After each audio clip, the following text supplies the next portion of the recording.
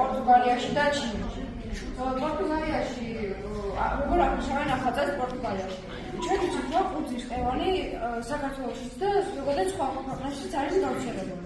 და პორტუგალიაში ესეთი წესი აქვს, რომ როდესაც საათის 1:00 ერთი ყურძნის მარცვლას ჭამებას და სულ ეს ჩაითქვამენ. თორმეტი გარკვეულ, თორმეტი სული და ასე აღნიშნავენ პორტუგალიელები ახალწელს. როგორ აღნიშნავენ ახალწელს ჩინეთში? ახალწელს ჩინეთში ტრადიციულად ტარდება ეს ახალი წელი იქნება როგორც ღარიბების დღესასწაული. ახალწელს ღარიბებს შეუძლიათ დილულ სასახლეებში, სასტუმროებში შევიდნენ და ისინი გამოირჩიონ, რომელიც მათ ძალიან სჭირდება. და ახალწელს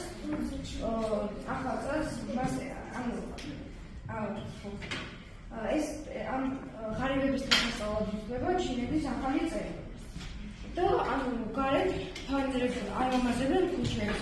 და 12 განსხვავებული ცხოველის ფორმით თავენ